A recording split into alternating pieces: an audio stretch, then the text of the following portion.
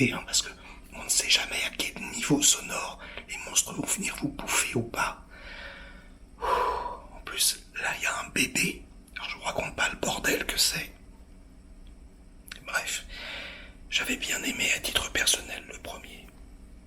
Je trouvais que ça marchait plutôt bien et que les acteurs étaient plutôt convaincants. Voilà, la pression était bien menée. Est-ce que c'est pour autant une bonne idée d'en avoir fait une suite? Je ne suis pas du tout convaincu. D'ailleurs, la fin du premier ne laissait pas présager qu'il y aurait une suite, hein. Mais financièrement, là oui, je pense que c'est une bonne idée. Bref, si vous avez aimé le premier, vous aimerez celui-ci.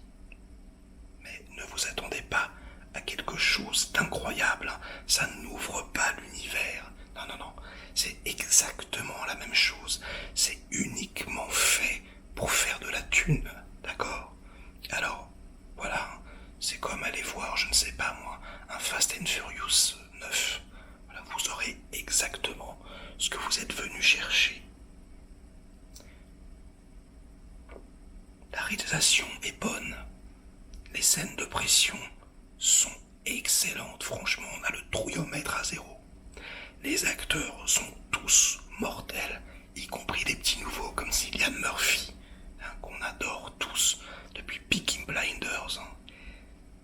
Mais bon, est-ce que ça serait pas un tout petit peu de bruit pour rien? C'est une question que je pose.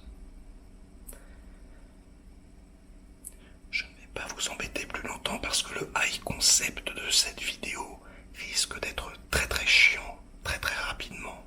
Donc, likez si ça vous a un tout petit peu diverti, délikez sinon, et inondez-moi de commentaires comme d'habitude pour faire marcher le petit robot YouTube. Sans un bruit d'eux, ce n'est pas du tout original, mais ça fait le travail. Voilà, on va simplifier, on va résumer comme ça. À très vite.